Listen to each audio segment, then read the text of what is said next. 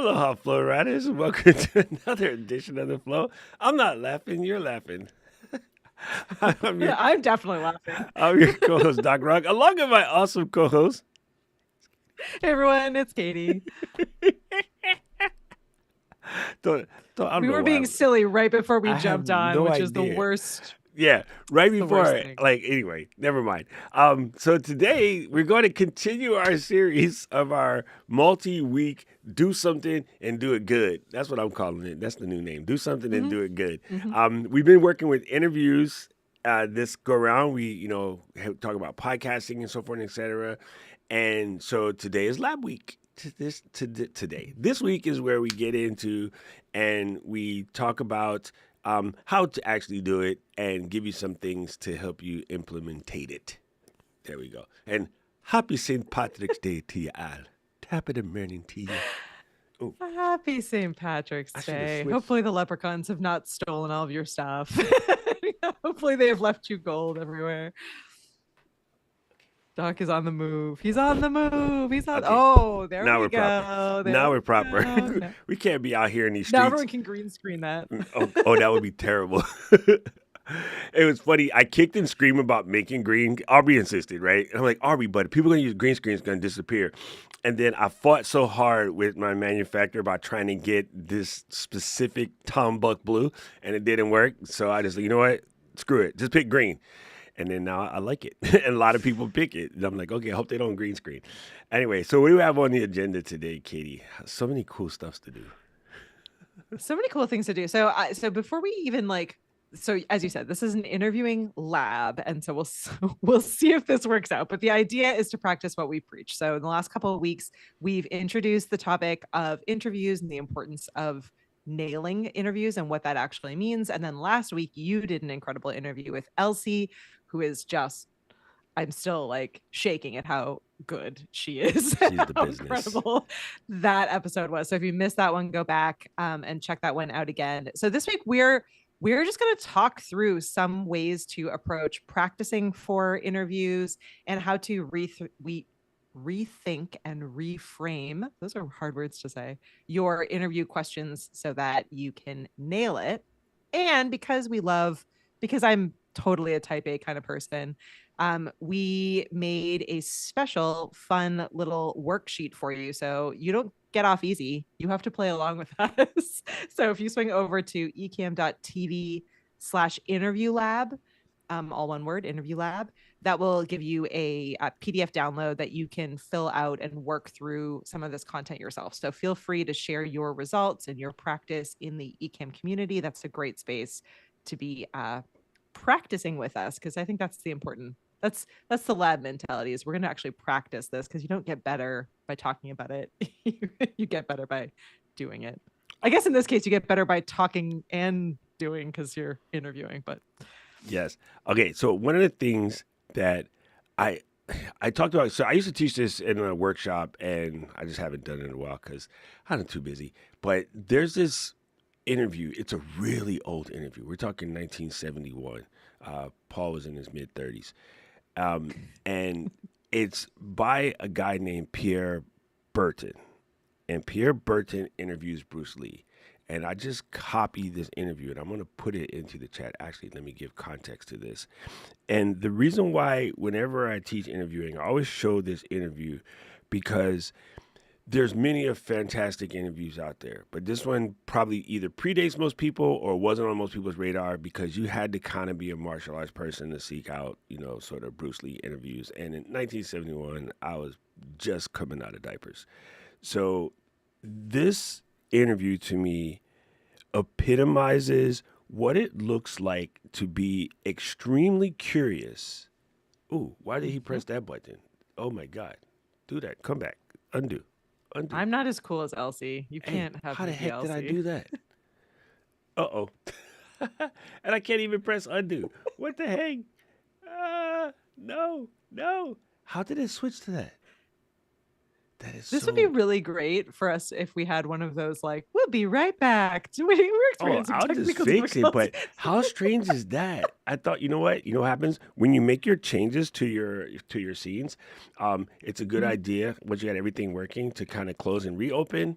because what happened was I was typing something into the chat, and then I thought in the comment box you could Uh, press undo and then keep you typing. But what hotkeyed. it did was Mhm. it undoes the last thing. Ecamm thing. Yeah, the Yeah. last Ecamm Yep. thing. It doesn't undo Ecamm the typing. So moment. now we know. Anyway, I won't even fix that edit. I'm gonna leave that. So you guys just deal with it. Anyway, so what's really interesting about this interview, to me, it epitomizes the concept of researching and getting all of that down, so to speak, but also making sure that you remain so curious that the interview has that feeling, that feeling that this Hmm. person is going to dig something out that you haven't heard before. And Hmm. this to me is one of the best interviews, and there again, 1971 to now, still one of the best interviews where the dude was so dialed in and so genuinely curious. And I study interviewers so that way when it's my turn, I can do good at it. I think a lot of people just think Hmm. interviewers asking questions. So I wanted to give you an Hmm. example of what a really, really good interview looks like. And I will even say, if you happen to find one where you were just like, wow, that interview was amazing, by all means share it because we're always looking for more sort Yeah. of research material.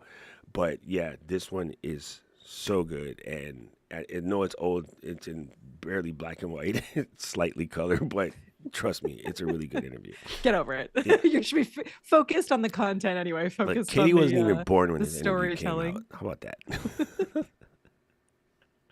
I was on my way. I was on my way in a few more years past that.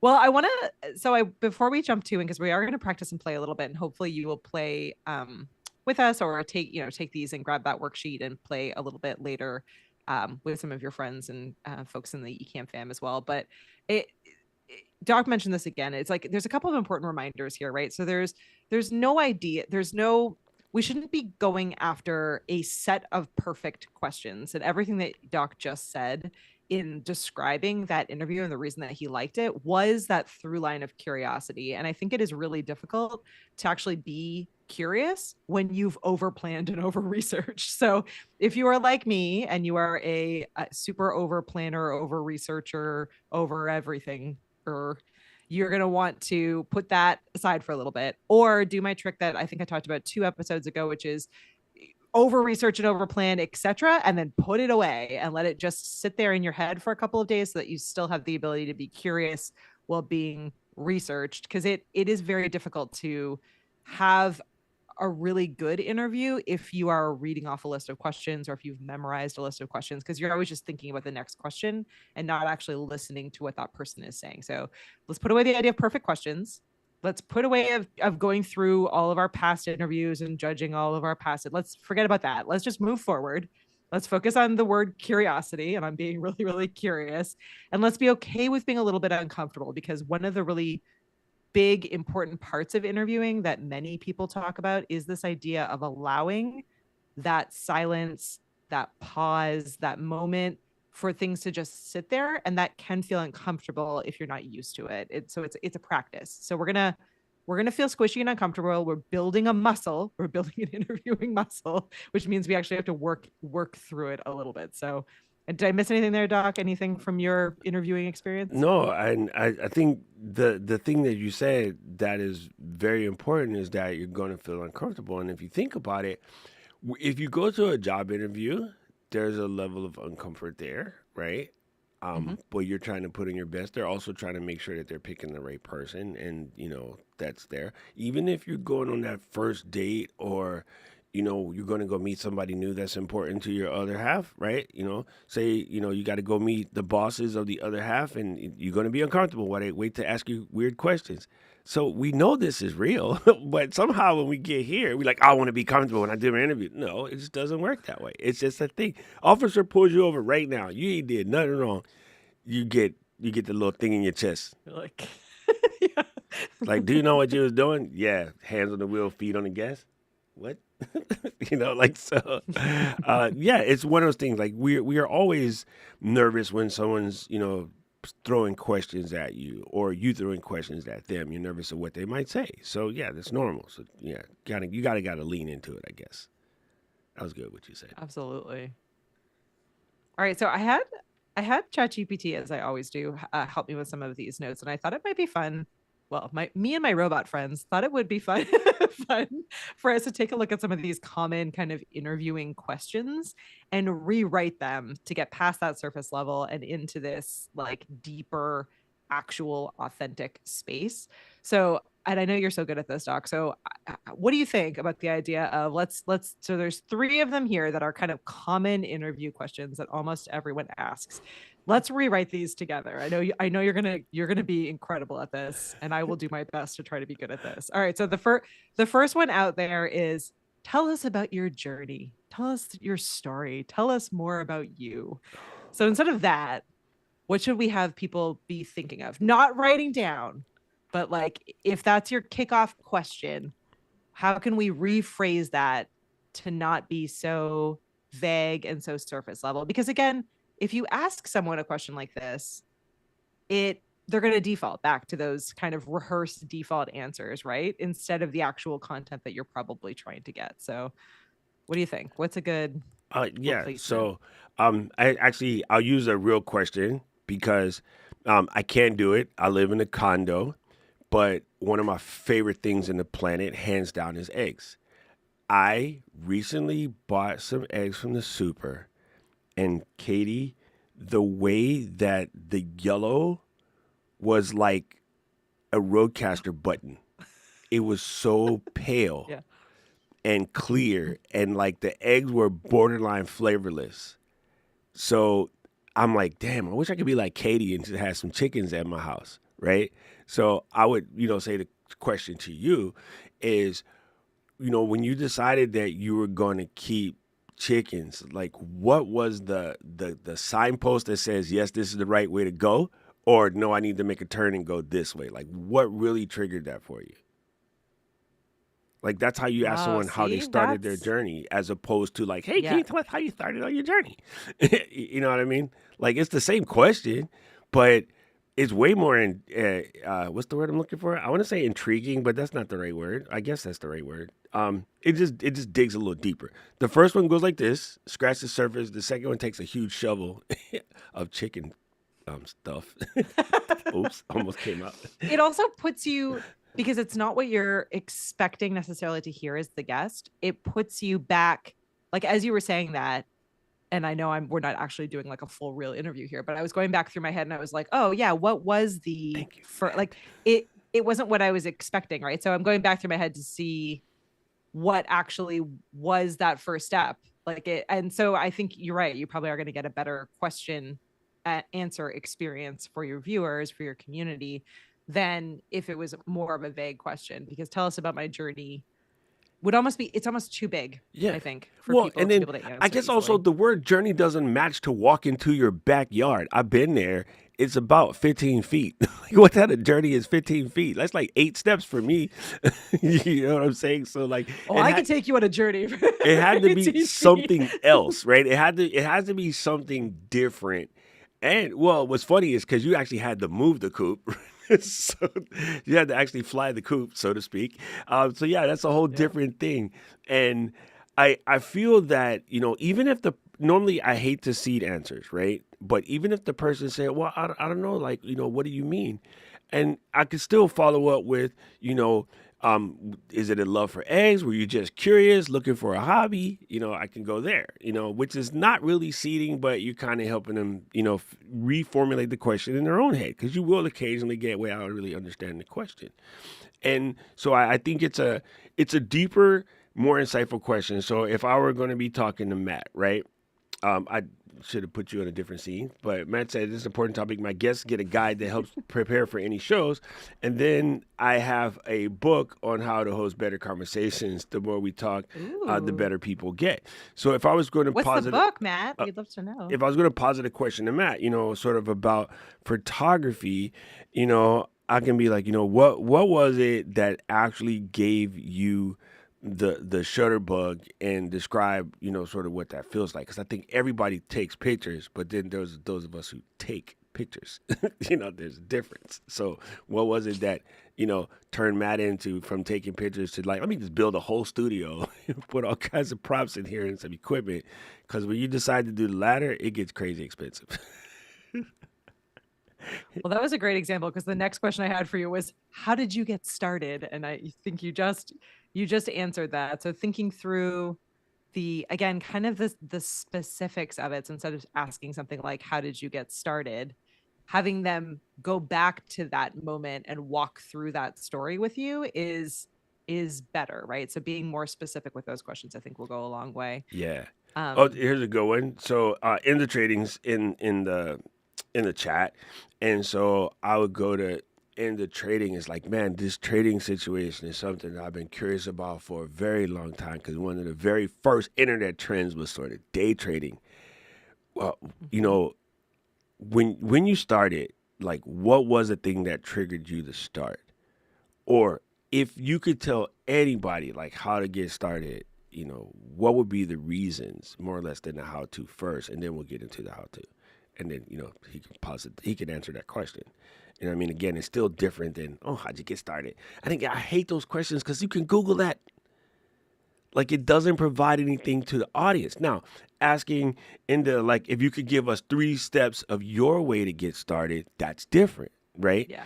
Um, you know, Tell us when you got started. What was it that let you knew, like, oh, this is what I'm going to do? Matter of fact, I'm going to change my handle, my avatar name to this. Like, how did you know that trading meant that to you? You know what I mean? So, like, you can find a better way to get to the same answer without the generic, oh, how did you get started?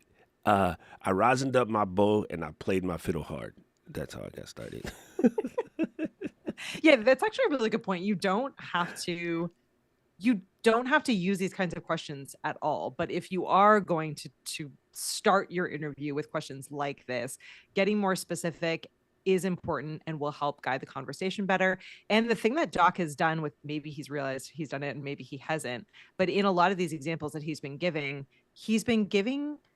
a this or that, or a set number of things, which also helps the interview guest Yes.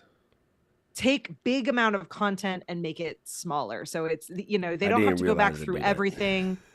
They don't have to feel like they're answering in some long-winded way. They're answering this or that, or maybe they take option C and say a little bit of both, but at least they have a choice in their answer. Yeah.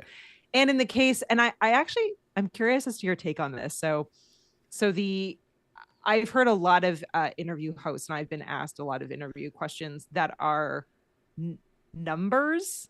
Like, so it's like, give me your top 3 tips, give me Three, your five, seven, eight. 5, blah blah blah. Yes. Three, five, Yeah, seven, eight. I That's the magic actually numbers. really I struggle with, like, on one hand, I find that formula to be smart, and I think, like, there's obviously a reason that people are doing it, and it does curate the content better for the listener and the viewer on the other side, and certainly, like, makes it easy to clip those moments up and be able to share them out across different platforms. As an interview guest, I find that really difficult because I'm such a need to answer correctly person that if I don't have 3 things or 4 things, like, I find myself these days being like, here are the two things that I would answer, and I don't have a third. And I've even been in instances where interview hosts have, like, basically been like, I'll wait for a third, which is the most awkward feeling ever if you don't have that. So are numbered lists things that you incorporate into your own interviewing experiences, or is that something that Yes, you tend to yes, avoid? 100%. So here's what you do. If the person says they come up, I'm like, oh, so the first pushback is always, oh my God, I don't really have 5.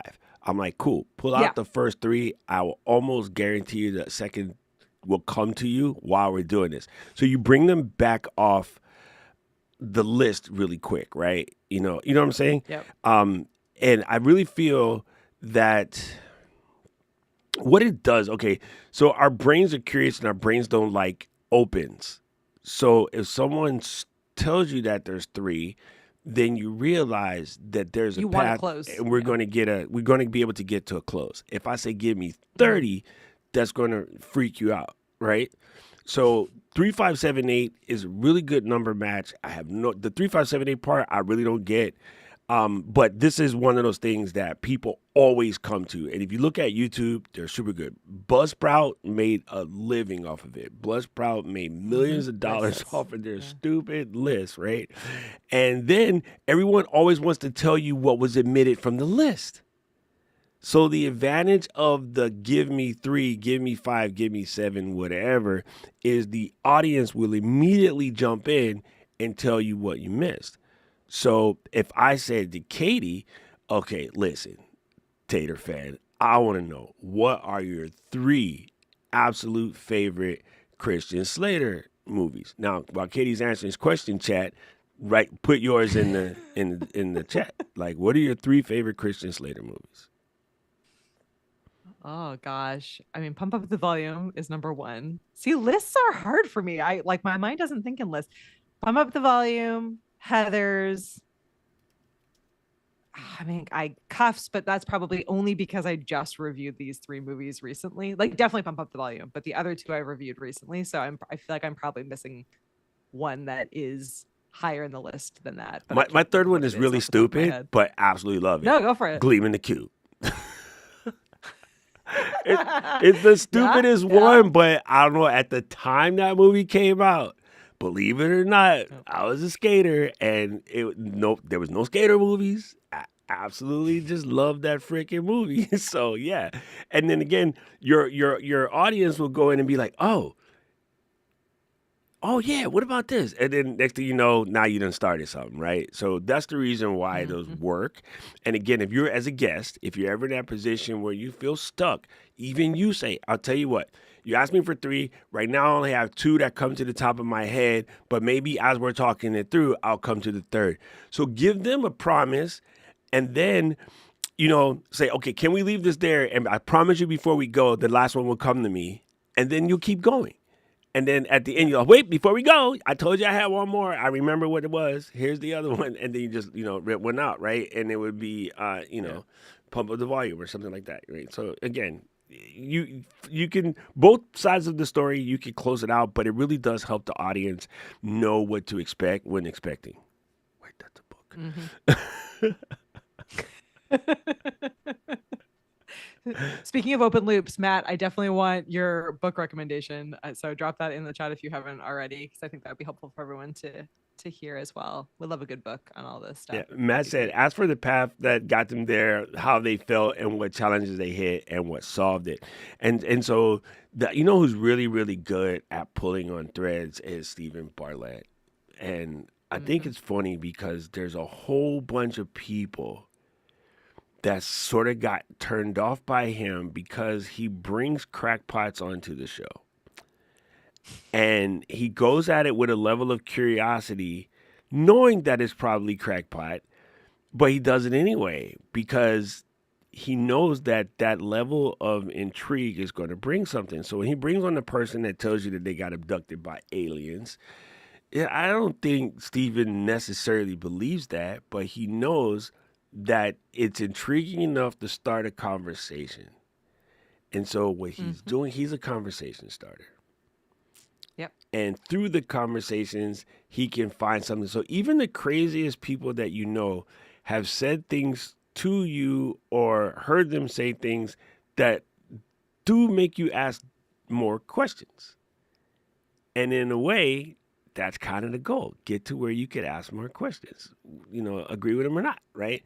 And so I love how he pulls on those extra strings similar to what Matt said. Yeah, I do also think and Matt's comment just like highlighted this in my brain, but you were saying earlier, Doc, thinking about job interviews and what Matt said, like those specific questions that you just had up on screen, that path, taking your guest through that path of like what challenges did you, yeah, exactly, there you go, how they felt, what challenges they hit, how they solved it. Those are common questions that are asked in almost any job interview, and so you can pull ideas from that, particularly for podcasts, because by and large, if you're doing a podcast that is on any kind of professional topic, right, you're talking about like how to start a podcast, marketing, like, any of these kinds of topics that appeal to like working professionals in some way.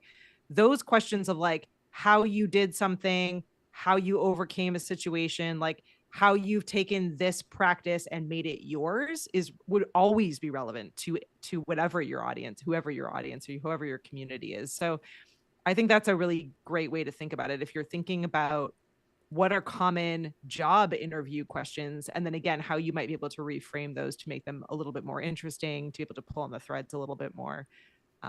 That's a good, I hadn't really thought about that.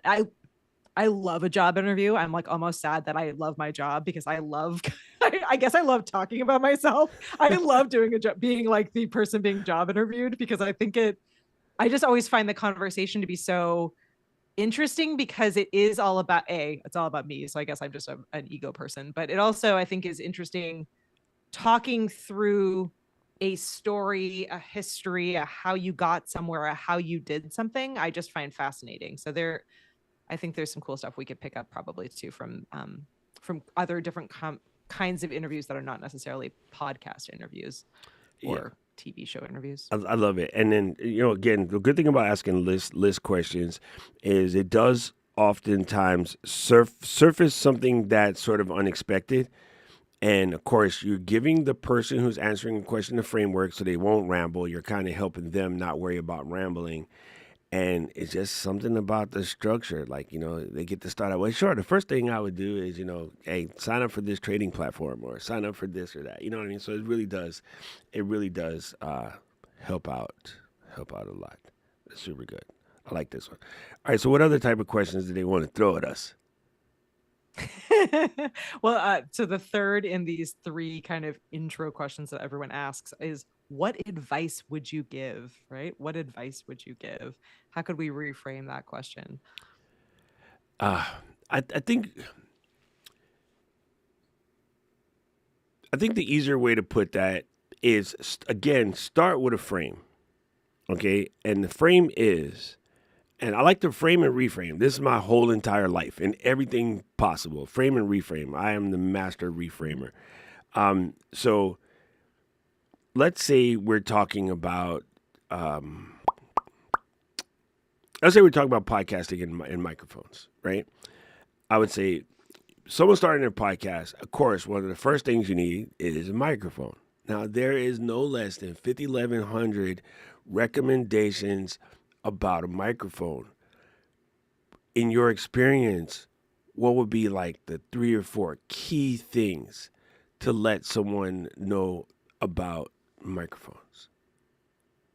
Mm-hmm. And, of course, my first answer is you kind of can't ask somebody for their recommendations for microphones because, in a way, the recommendations are something like, hey, you know what, you should try these underwear. Like it's really specific to the person, and although something like a Yeti might sound fine on a bunch of people's voices, it sounded terrible on my voice, right? And I know people with really high voices, it sounds terrible on people with really high voices. It doesn't do well with low voices or high voices. So if you fit into one of those categories, regardless of what anybody says, you have to avoid the Yeti. It just doesn't sound good. If you have one of those really soft, calming ASMR voices, you'll be the rare person that it sounds good on, right? So you would help a person get into sort of something like that. I love that. And as you were saying that, I was thinking another tact you could take, which we just mentioned like minutes ago, is you could say, how did you choose your microphone, Mm. or what made you choose the microphone that you have now, right? So you could put it through the problem solution lens. So like, how did you overcome this challenge? Obviously, as a podcasting expert, you need to have a microphone. So instead of asking which one they would recommend, it's like, how did you go through the process of ending up with the microphone that you have now? Would still get to the same answer, but we'll probably get to a slightly better version of that answer, because then you've pulled on that thread and heard the story all the way through. So So let I me think ask you're you a right, Doc. question. Like I'm gonna throw you a framing and curveball. reframing. I'm gonna throw you a curveball Yep. real quick. I say, All well, right. my assistant Gabe just bought it and stuck it in front of me. Well, how would you pull on that question?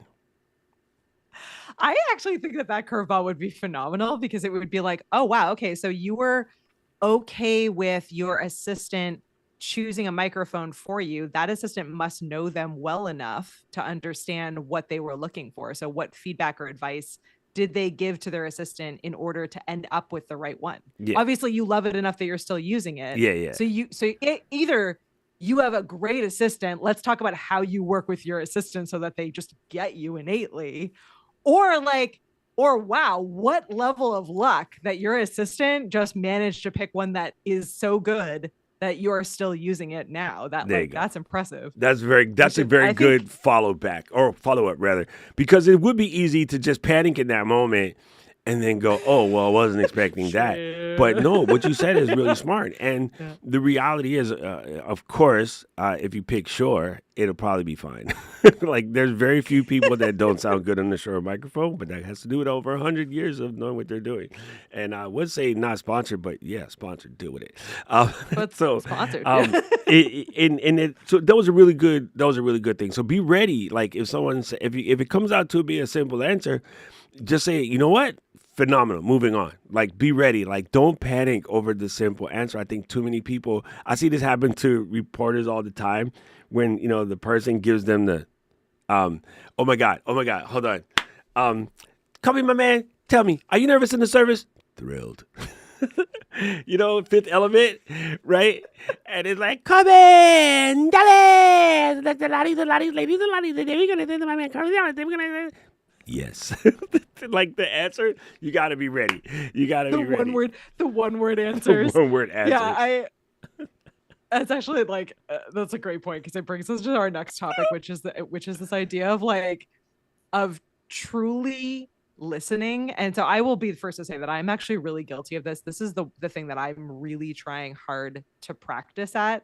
I am constantly thinking, I'm looking at the time, I'm thinking about like especially if I have if I have a guest on who I really like, it's not like, don't hit this the wrong way, Doc, but like I would keep Doc on this show, for like an hour and a half, whatever amount of time we need to get to the point, because Doc is a good friend, a colleague. We know like the value of the show we're trying to get through. But if I had like a really, I don't know, if I nailed the Oprah Winfrey of guests and, someone that I got on my show, I'm constantly kind of keeping tabs on the time because I know I only have a set amount of time to get what I want to get. I'm thinking much more about advancing the interview than I am about listening, which is completely wrong. I need to be thinking more about listening instead of just advancing and moving the interview forward. Um, and I think exactly what you said, right? Like, so if someone gives a surprising answer, that's an incredible opportunity to follow up, to pull on a thread, to get to some of that content that maybe doesn't exist in another interview, isn't in that moment, because now we're having a conversation rather than an interview, right? So giving yourself the time and the space and those moments of quiet to consider and to note it, to consider what they actually said, to notice what they said, and to see if there's anything in that, even if it's a one word answer, that might get to a really interesting next conversation point. So having that understanding and letting go a little bit of the control freak, I need to just advance this interview, next question, next question, next question, to hit my time, to hit the goals of the interview. I think it's in those moments of thinking about it more as a conversation, and really as much as you can being actively listening, and actively listening for those threads, like even in like a one word answer where they're like, yes. Like how they said it, how quickly they said it, you might be able to pull on that, like, oh wow, yes, that fast, why, tell me more about that. Like it, I think there's some cool follow-ups that you could do if you didn't allow yourself to be disarmed by that moment, and you didn't think like, oh shoot, that one failed, next question, right? Which is what many of us end up doing. So it's the practicing the listening, which I think is hard for a lot of us, and allowing some silence, not rushing into the next question. It's that's my biggest pain point. I'm a talker. Okay, so I got one really, really important for you. This drives Okay. me crazy. I mean, like, absolutely crazy. And I fight about it all the time. And this becomes a definite fighting between me and my friends who are all like the marketing dudes who insist on Yep. doing things with this kind of formula. And I'm gonna tell you, I'm gonna stand by my business because it's wrong. Because if you don't believe me, maybe you'll believe Samir Chaudhry. Okay. For those unfamiliar, Samir Chaudhry is Colin and Samir, right? Mm. I think he has a little bit more street cred than me, if you want to be like that. And he mentioned in this interview he did recently, when I say, Katie, so we're going to have you on Tuesday, the 17th, got it at St. Patrick's Day. And so we're going to be talking about interviewing, and I really want to get your input on what really makes a good interview. And be like, fantastic, Doc. I have a hard out at 2 p.m. Eastern. All right, we're going Yep. to reschedule. Wait, what? No, but I waited to get this interview, whatever. And he says, I will absolutely either reschedule or completely cancel the interview. Point blank, I do not do hard outs. And I'm like, yes, Okay. I'm glad somebody with this big can tell everybody what I've been saying for 15 years. Because the audience is there. You got them. You're just filling them with this energy, right?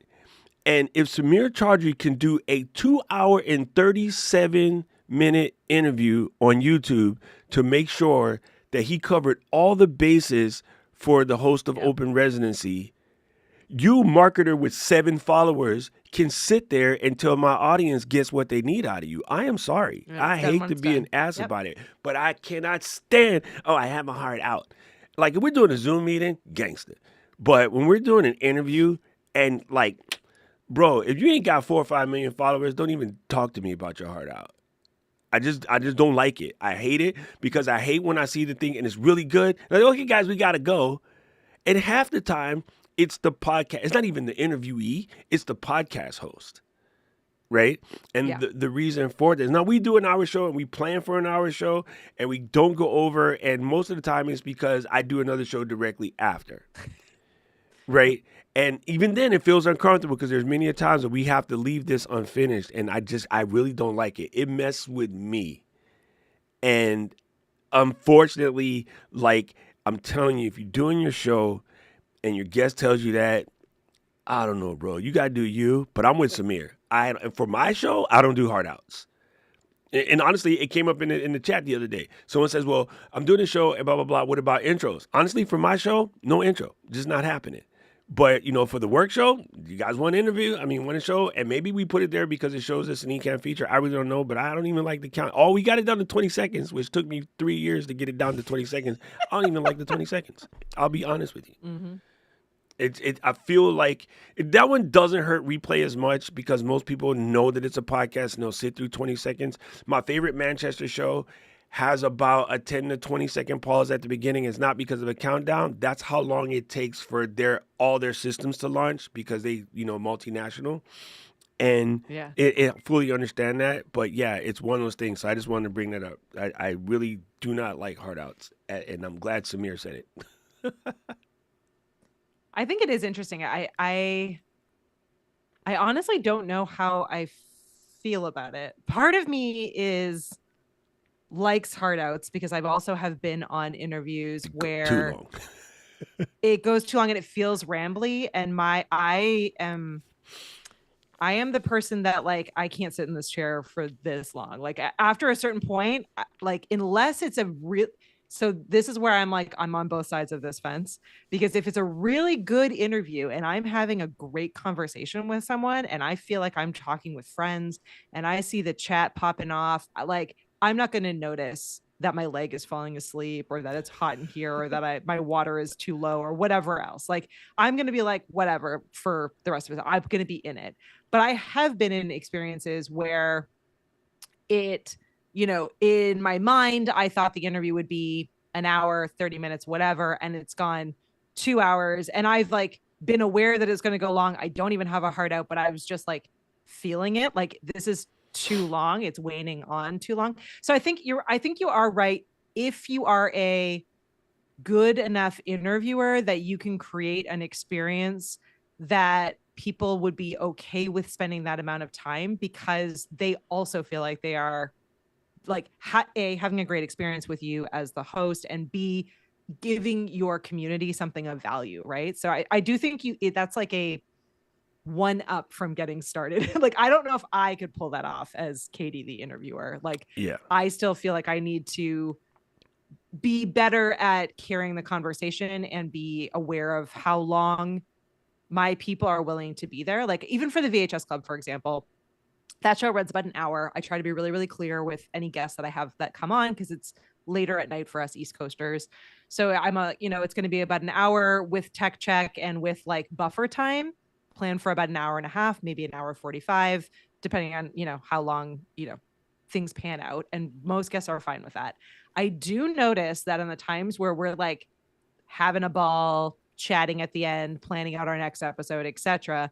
The audience likes it right up until about that, like they've been there an hour and a half. And then I notice people being like, well, off to bed, gotta run, next thing, see you next time. Like the audience starts dropping Well, off. that's because you do your And show then even really when my late too. guest is there, Yeah. yeah, because it's late. So I do think that I'm 100% with you on the, if it's a great conversation, we shouldn't be, I don't think any interviewer should be move advancing through the show and time gating. I think we should be focused more on the value we're bringing, the conversation we have, the experience. But yeah, I think there's some squishiness in there as well, because I do think I've been in a bunch of those situations. I will say too, shout out to Kirk, who doesn't get enough shouts out on this show or in the Ecamm fam, but he actually has, I think, the best interviewing experience for guests that I have experienced up until this point, in that he is very clear with the experience for a guest on his show. So he doesn't it's not like he replies back and sends like, here are the questions, here's the link to join, all the usual stuff. He actually sends back and walks you through what the experience is like in the reply. So it's like, hey, you're going to jump on at this time to this link. We're going to chat for a little bit. We'll do a tech check. We'll make sure everything's okay. Then we're going to go live. Here are the segments for my show. They each last about this amount of time. This is the expectation, and this is what we'll take it through. And then at the end of the show, we stop going live, but I'm going to switch into a Zoom room where my like VIP community gets to ask additional questions. If you're able to join that, we'd love to have you. This is the amount of time that roughly we go with for that, and this is what the expectation is. So I know when I'm blocking off time not to have a heart out, because I understand what that experience is going to be like. I understand the value and where and the story and the journey he's taking me on as a guest. So it was nice because I didn't even need to have specific questions. Not that I hate getting questions in advance anyway, but I didn't have to have questions because I understood what the experience was that he was taking me on as a guest, and I had buy-in in that. I had agency in that, and I think that was really important. So I think he does a great job with that. I need to start taking some notes from his experience into my own interviewing plan as well, instead of just kind of sending links and sending stuff through. Yeah, so it's funny. I was typing. I was feverishly responding to Gabe. This one is super funny because I swear this came up yesterday in the Ecamm group. Somebody said the thing about he said I like the something about I like intros, but fight me, and I'm like, listen, it provides no value to the viewer at all, not a single one. And the common one is, oh well, it gives people time to join. Fam, if they want to be there on time, they'll be there on time. It really does. That's just code for ego. I love that one because the old thing was true. You needed time for the internet to catch up. But like everybody's on gig fiber now, and like even things that aren't gig fiber, say you only got quarter gig fiber at this point, which is like 250. It's so fast now. Like it really doesn't take time. So those old school lies are crap. It really is the host ego because they don't want to talk to themselves. And don't do a show if you do not want to do it when no one's watching. That's just in the story, point blank, full cap. Like if you do not want to do the show where not a single person watches it, then don't do the show. If you need audience, then sorry, you're just going to suffer, right? Because now you're going to start thinking about yourself and not thinking about your audience. One thing that's really important I did want to bring up when it comes to host and guests. And this is a very important question. And I have asked many of people that invite me onto the show and they say we're going to do the little tech check or to get to know you thing first. I always say, okay, Katie, thanks for having me on the show. Really appreciate the opportunity. But for you and your audience, what does success look like? Mm. And then, Mhm. same thing. I was like, well, success for me would be that I answer as many questions for your audience as possible. I know your team asked me to send over an interview. I mean, send over bio. I really hate sending over bios because it's not about me. I'm coming to answer your people's questions. I really don't care. If I get to the point where I get to talk about, my product or this Ecamm or something that we're doing, I'm absolutely cool with that. But that's not even a must. I don't need you to promote any of my stuff. I'm not trying to sell a book, whatever. I really want to answer as many questions as possible for your people. Like that would be the, so they know what my expectations are. I know what their expectations are. So in the same token, if you're going to bring on a Matt, right? I'm going to say to Matt, what does success look like for you? And then for my audience, success looks like, explaining to them sort of how you get over the hurdles of managing, your neurodiversity and doing it when it's hard and, being a solo creator. Like those are the kind of the things we're going to lean into unless there's something else you want me to work with. And so we have that in the tech check or in the pre-talk. And then if you can do that, I think that really goes a long way to making the whole thing better for everybody. But don't you dare do that unless you are 100% going to follow through on that, because there is definitely moments in time where I have had people say those things and then the conversation goes off in some different direction and then the guest is wondering why you bothered mentioning that at all, or like there was something really important to them and you didn't highlight it, or you've made them say it themselves in some weird way at the end. So like I think that's a fantastic idea, but then jot those down and have those notes ready to go so that you're delivering on that promise in the actual episode itself, Correct. because Correct. expectations really, really matter. You had some really good things in the listening section, and it talks about like your things that you're listening for as you're listening, Mm-hmm. and I love Mm-hmm. these as I want to point them out. You're listening Mm-hmm. for emotion words, right? Mm-hmm. You're listening for hesitation in the question. So when you ask a question and the person's thinking it through and then they pause, Steven is so good at this. He's really one of the best at it. When he notices the person gets stuck, he'll say, hey, I noticed as you were answering that question, there was a moment where you paused and you kind of took a deep breath. What was going through your mind at that point? Like what was the hesitation? And then that they go, well, this is a question that I get all the time, but no one's ever really given me the chance to talk about, when my dad passed, and that sort of set me off in this journey. And I think I always think about the journey as I started because of this, but if I really gave myself opportunity, like today, it just reminded me that I probably set this journey off because of my dad. Something of that nature, right? And then now Yeah. you just let everybody in. You just opened up a Mm-hmm. floodgate. Now everybody's like, oh, that's where that relevancy or relatability kicks in. Relatability is a better term. Um, Yeah. Matt mentioned this earlier, right? The turning point. Like, what was your turning point? Yep. Like, where was the pivot, right? So, Paul fought tooth and nail, sickle and tongs about not wanting to do video, not wanting to do. Now we can't get this dude off the internet, right? So, Paul, what was the turning point? What was it for you that made you finally be like, all right, I got my little pianer over here, and me and Maestro are gonna be live today? Like that. That's a very awesome question. Mistakes or struggle or something expected, and I think those are as you're listening to what they're saying and you hear that unexpected. Then people let this go right by them because they got their next question ready. And the person goes, yeah, Yeah. and it was at that point like I kind of 10x my business. Okay, cool. So tell us about the new book. What? He just at that point he 10x the 10x. How you 10x? You just like you're on to the next question, Jeff, because you wrote it down. He gonna fight me. He gonna fight me.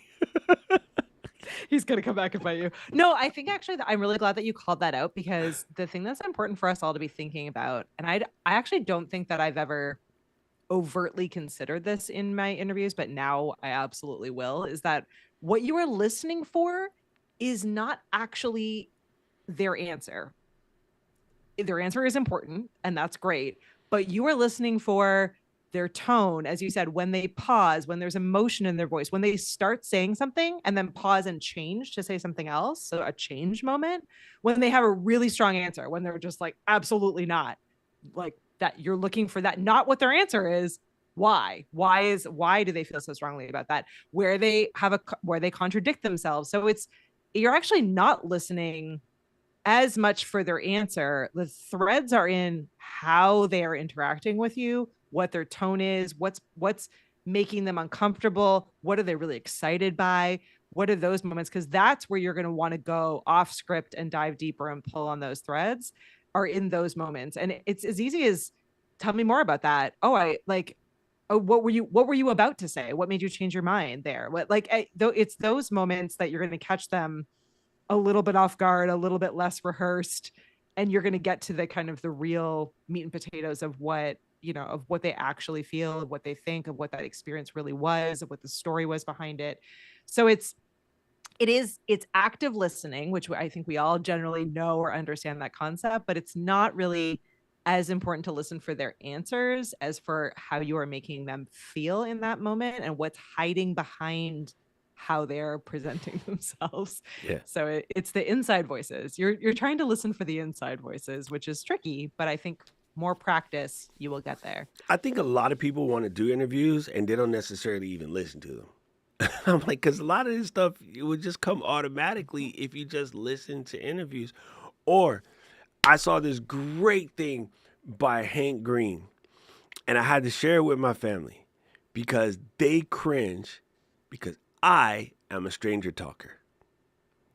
And they cannot stand that. It freaks them out, right? So we go to Same. the I hate a airport stranger talker. I and adore you, but I hate a stranger talker. no, like you go to the airport, right? And we're standing into, so this line or whatever.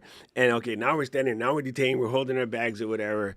And then like I'll say something to the person standing next to me, right? Just try to get their insight or see what they're feeling, whatever. Or just try to make them feel like, we're all in this Disarm the together, situation. right? And a lot of Yeah. times it's super, super calming. But like if you're not a stranger talker, you're gonna struggle with interviews because you're already afraid to talk to somebody else. I say I have no fear because what are they gonna say to me? They can tell me to shut up. I'm cool with that. But like I think you have to be willing to take the rejection. And if you're not a good stranger talker, you're gonna probably struggle to do interviews because you're often gonna have to interview somebody you know nothing about, right? I had to interview Becky last month. I hadn't had a chance to do any back research on her or whatever. That was a phenomenal interview. Like it was actually because I'm a stranger talker. And the other thing that I think is super important is what Hank Green said in his thing. He was at the Heathrow Airport. He was sitting there, and he goes, "I realized something. As we're sitting here and our planes got delayed. The fact that he is a stranger talker is what leads him to a level of curiosity." And he says, I just found out some things about, this person and their country and this or whatever. And we would be better as a society if we did more stranger talking.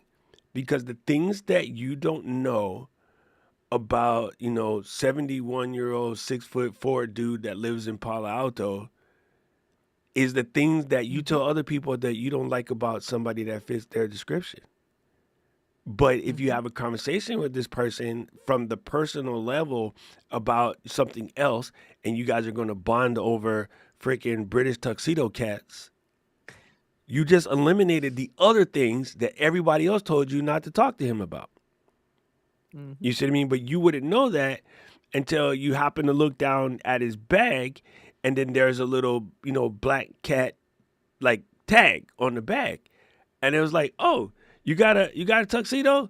Oh yeah, me too. Oh yeah, me too. What's your name? Maestro.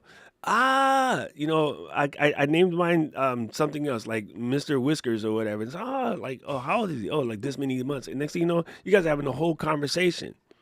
The things that your family told you not to talk to them about never even came up because you guys are cat people. You guys are all like that, right? Y'all are talking about the whole cat thing. You never even got to the part, that he believes in this or he follows this religion or all the other BS that people tell us not to talk to people about, right? Mm-hmm.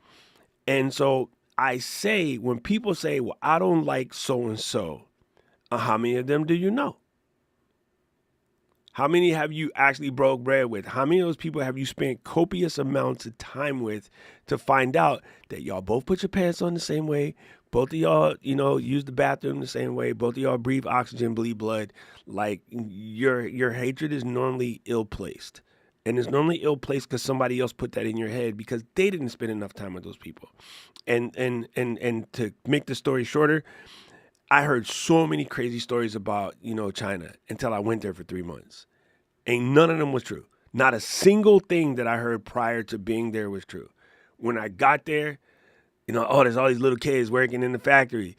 I'm like, yeah, bro, I work in tech. You know what little kids can't do?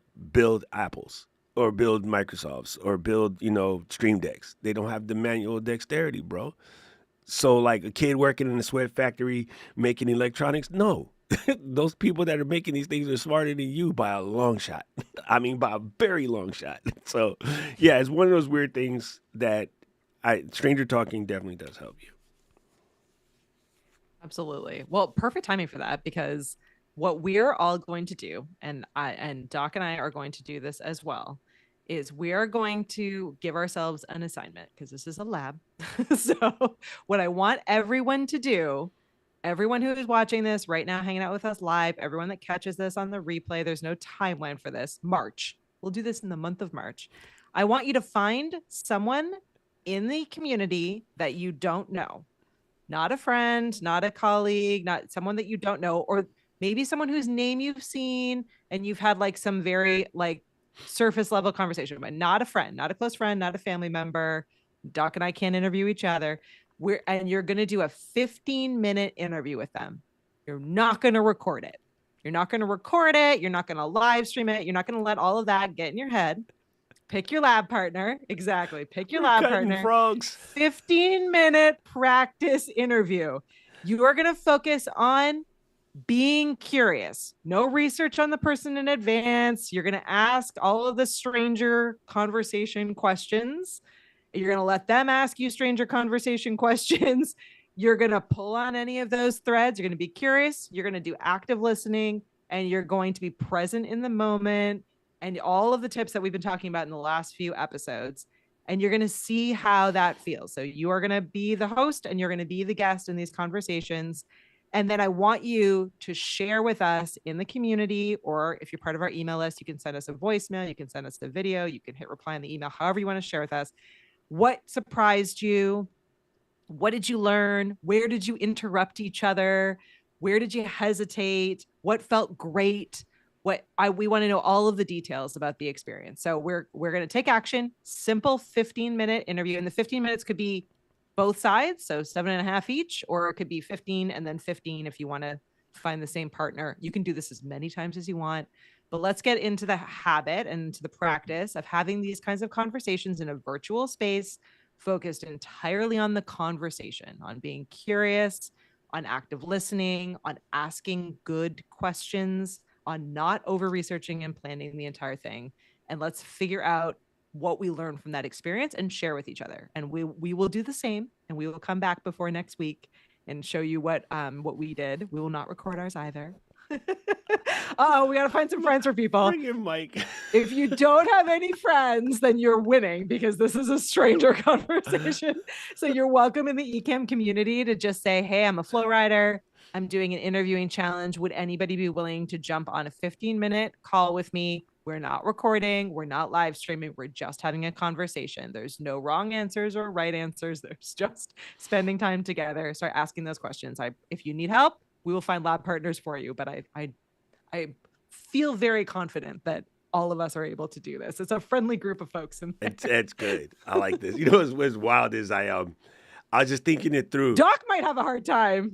Doc knows everyone. You got to find a Well, no, because I was thinking it through, right? So we were at Creator Camp, and then myself and Mary Lou, Paul, Brandon, we was all getting ready to go eat. And we just happened to see Matt standing there. I was like, hey, we're going to go eat. Get in the car.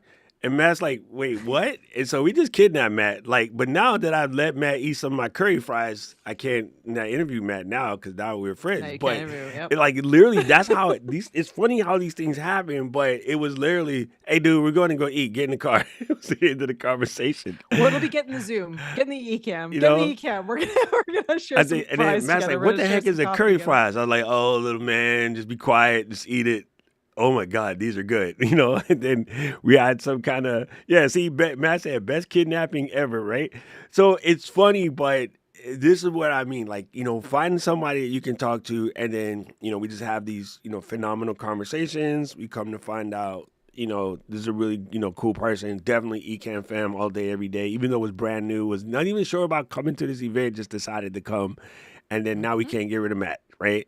So this exercise, you will probably find one of your next cool friends, and you'd be surprised Yes. at how well just, positing the question and asking somebody, hey, would you like to do this? And next thing you know, you never know, right? Yeah.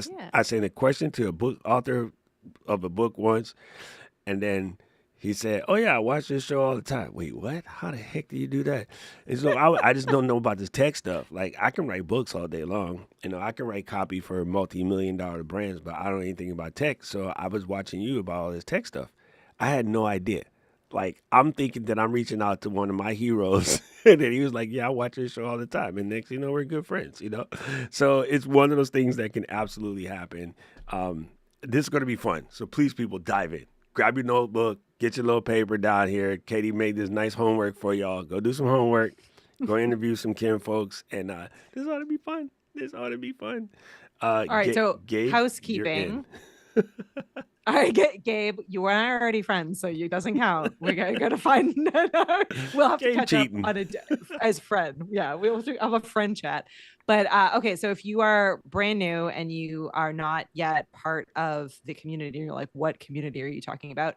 If you go to Ecamm, two M's, ECAMM.tv/community. That will drop you into the community. That's where you can ask. You don't have to be an Ecamm customer or part of the Flow Riders, or you could be brand new and be in there. Even better than you're a stranger that people can talk to. So win-win. So that's the community.